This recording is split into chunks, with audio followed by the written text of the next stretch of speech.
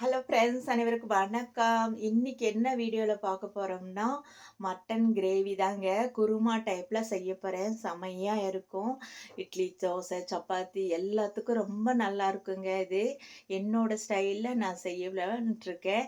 வாங்க எப்படி செய்யலான்னு பார்க்கலாம். இப்போ தான் முத என் சேனல் பார்க்குறீங்கன்னா சப்ஸ்கிரைப் பண்ணிவிட்டு வீடியோக்குள்ளே வாங்க போகலாம். வாங்க. இப்போ பார்த்தீங்கன்னா மட்டன் 1/2 கிலோ மட்டன் எடுத்திருக்கேங்க. அது நல்லா கழுவிட்டு வந்துட்டேன். ஒரு 5-6 வாட்டி கழுவியாச்சு. இப்போ பார்த்தீங்கன்னா கொஞ்சம் உப்பு போட்டுட்டு மஞ்சத்தூள் போட்டு 1 ஸ்பூன் இஞ்சி பூண்டு பேஸ்ட் போட்டுக்கலாங்க. போட்டு குக்கர் மூடி போட்டு நம்ம ஒரு 5-6 விசில் விட்டு எடுத்துக்கலாங்க. ஏன்னா மட்டன் நல்லா வேகணும் இல்லைங்களா, அதனால் ஒரு 5-6 விசில் விட்டு எடுத்துக்கலாம்.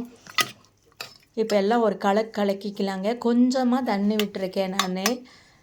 அதுலேயே ஏற்கனவே கொஞ்சம் தண்ணி இருக்கும், இருந்தாலும் நான் கொஞ்சம் தண்ணி விட்டுருக்கேன். இப்போ மூடி போட்டு விசில் போட்டாச்சுங்க. விசில் விட்டாச்சு. 5 விசில் விட்டு இறக்கியாச்சுங்க. அதுக்குள்ளேயே நம்ம ஒரு பேஸ்ட் அரைச்சிக்கலாமா. 1 ஸ்பூன் கசகசா, 1 ஸ்பூன் சோம்பு, 1 ஸ்பூன் மிளகு, ஜீரகம், ஒரு 6 முந்திரி பருப்புங்க. ஜார் எடுத்து அதில் போட்டுக்கலாம். ஒரு கைப்பிடி நிறைய சின்ன வெங்காயம் எடுத்திருக்கேன். ஒரு 10 புதினா இலை போட்டிருக்கேங்க. அப்புறம் ஒரு 1/4 முடி தேங்காய் எடுத்திருக்கேன்.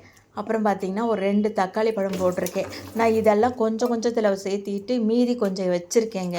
சரிங்களா, நான் 1/2 கிலோவுக்கு தகுந்த மாதிரி கிரேவியாக பண்ண போகிறேன். அதுக்காக வேண்டி தான் நான் கொஞ்சம் இதில் எடுத்துகிட்டு தனியாக எடுத்து வச்சுருக்கேன். அப்புறம் 1 ஸ்பூன் இஞ்சி பூண்டு பேஸ்ட் போட்டிருக்கேன். நீங்கள் வேணால் இஞ்சி ஒரு துண்டோ ஒரு 10 பல் பூண்டும் போட்டுக்கோங்க. சரிங்களா. இப்போ பார்த்திங்கன்னா எண்ணெய் விட்டுருக்கேன். பட்டை கொஞ்சம் பிரியாணி இலை அதெல்லாம் போட்டிருக்கேன். வெங்காயம் பெரிய வெங்காயத்தை 2 வெங்காயம் நல்லா கட் பண்ணி போட்டிருக்கேன். பச்சை மிளகா 1 போட்டிருக்கேன். இது நல்லா வணங்கட்டுங்க. இப்போது நம்ம பேஸ்ட் அரைச்சிட்டு வந்திருக்கோம் பார்த்திங்களா, அந்த பேஸ்ட்டு இதில் ஆட் பண்ணிக்கலாம். பச்சையாக அரைச்சிருக்கோங்க, அதனால் நல்லா வணங்கணும். பச்சை வாசமே இருக்கக்கூடாதுங்க. அது மட்டும் இல்லாமல் நெய்ஸாக அரைச்சிட்டு வந்திருக்கணும். அது பாருங்கள், நான் பேஸ்ட்டை எவ்வளோ நெய்ஸாக அரைச்சிட்டு வந்திருக்கேன். இப்போது இதில் கலந்து நம்ம வணக்கிக்கலாம். இப்போ பார்த்திங்கன்னா மட்டன் வெந்தாச்சுங்க, எடுத்தாச்சு. இப்போ பேஸ்ட்டுக்குள்ளே நம்ம காரப்பொடி எல்லாம் காரத்துக்கு மிளகாத்தூள், மஞ்சத்தூள், அப்புறம் பார்த்திங்கன்னா மட்டன் மசாலா இருந்தால் போட்டுக்கங்க, இல்லைன்னா கறி மசால் தூள் போட்டுக்கங்க, உங்கள் இஷ்டம்தான். இதெல்லாமே போட்டு நல்லா இதனோட வணக்கணுங்க. இந்த வணக்கிறதுல தான் உங்களுக்கு அந்த கிரேவி டேஸ்ட்டு கொடுக்கும். சரிங்களா. பச்சை வாசம் இல்லாமல் வணக்கணும், அடிப்பிடிக்காமையும் பார்த்துக்கணும். இப்போது நம்ம வேக வச்ச மட்டன் எடுத்து இதில் ஆட் பண்ணிக்கலாங்க. நல்லா சுருண்டு வந்துருச்சு பார்த்திங்களா. இப்போ ஆட் பண்ணிக்கலாம். அது மட்டும் இல்லை, நமக்கு இன்னும் தண்ணி வேணும்னா ஒரு டம்ளர் தண்ணி விட்டுக்கலாங்க. ஏன்னா எனக்கு கொஞ்சம் கிரேவியாக வேணும். இட்லி, தோசை, சப்பாத்திக்கெல்லாம் வேணும்னு சொல்லியிருக்காங்க. அதனால் கொஞ்சம் தண்ணியாக பண்ணுறேன். சுக்காவாக வேணும்னா நீங்கள் தண்ணி விடாமல் அந்த மட்டன் தண்ணியிலையே சுக்கா வணக்கி எடுத்துக்கலாம். நான் பார்த்திங்கன்னா கிரேவியாக தான் பண்ணியிருக்கேங்க.